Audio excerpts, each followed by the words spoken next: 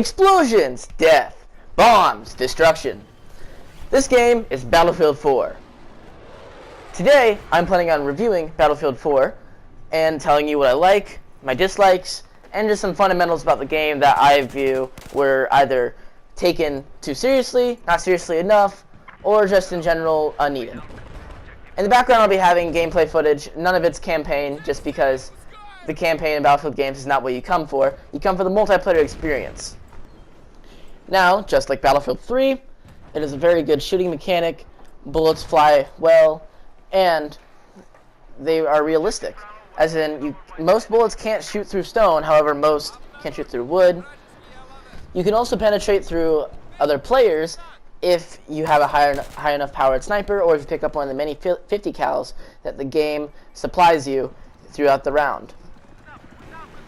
The evolution of the game also is very nice, in the sense that some maps will have a humongous tower fall down and destroy the area, killing everybody in sight.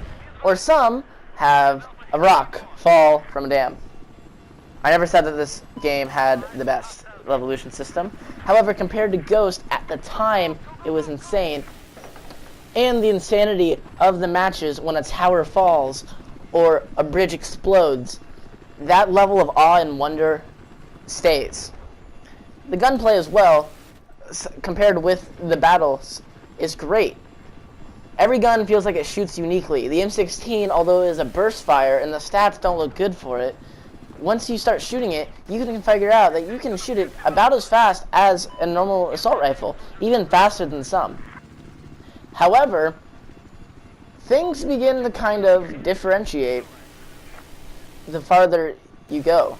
For instance, the servers, they aren't as good. There's no more classic Battlefield servers anymore, and they're all player controlled or player oriented. For instance, the server I'm playing on right now, that you see in all this footage that I'm showing you, isn't a normal Battlefield 1 server.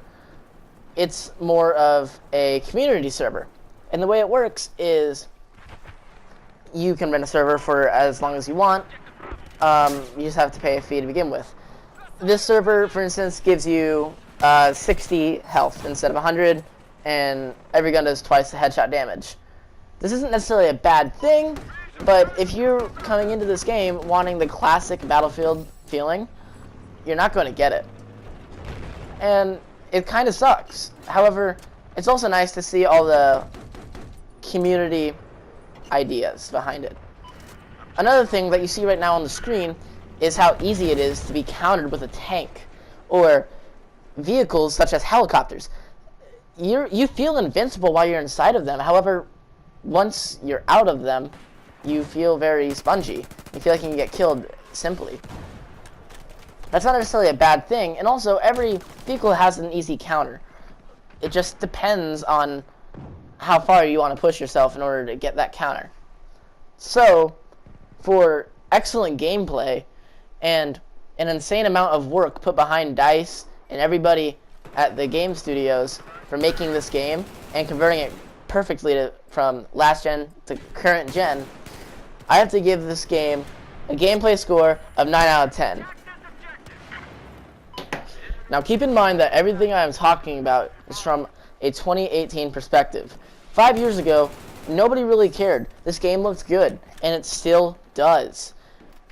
Now, I'm going to be doing something a little bit cheaty right now, and also considering server lag and server connection in aesthetics and imagery, just because if it lags a ton or if it has a low click rate, then it's not going to be, looking nice. So, in general, looks, they still look great. They look up to par with any new game coming out, even though sometimes everything kind of glitches out a little bit. It still looks nice. Sometimes you'll phase through a wall, but it'll quickly rubber band you right back. But just usually, this game just looks amazing. It's hard to believe this game came from 2013. And if we're being honest, it looks better than Life of the Tiger. So, that's a plus. But then when it comes to servers, you can tell that EA and DICE both really didn't think that this game was going to last as long as it had, because the servers aren't that good. If you're in North America, I would suggest the Fire Clan server or the official boss server. However, I really can't suggest anything else, because those are the only servers I seem to be able to get a good click rate on and FPS on, and I have decent internet. And if you don't have decent internet, this game is really not going to be well. It's going to be one of the worst experiences you've ever had with video games, just because it demands so much. However, if you do have the ability to have a decent internet connection, this game is phenomenal. Now, in the gameplay footage, you'll see parts where it looks like I should have hit and I didn't, or I didn't hit and I should have. That's alright, because it's just gaming. That's how gaming is. Although, I feel like it happens a bit more with Battlefield 4 than it should.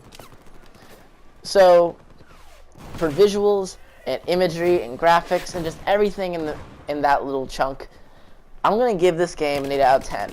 Still amazing and still really good, just not really needed. And the few things that are negative about it just really hit it hard. And it's a shame to see come from a game this nice. However, the last category, added features, is up next. So, DLC. God, it was a mess at the beginning. But now, moving forward, since the game is 5 years old, the game's really kind of dead when it comes to DLC. There's a few servers out there, but it's just not really needed. It seems that people just kind of gave up on the DLC, which I don't mind. I love the basic maps. However, if you're going to buy this game, I wouldn't suggest getting the premium.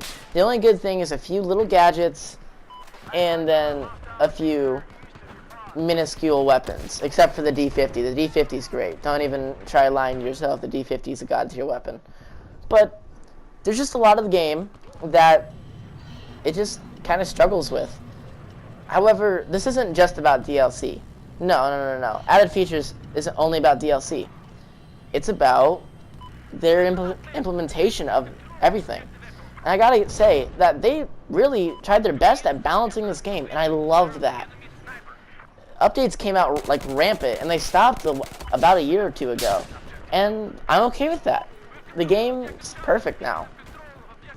So, for added features, I'll give it a 9 out of 10, since they kept going. Although the DLC is kind of useless, the fact that the company itself stuck with this for so long, I think it's safe to say that Battlefield 4 is far from a dead game, and it's not going to be like that for a long time. So, what does this all add up to? An 8.7 out of 10, which I think is fitting for how great of a game this is. I'm honored that I was able to get the chance to play this game so much, and I'm glad that it's here to stay. Thank you guys. See you next time.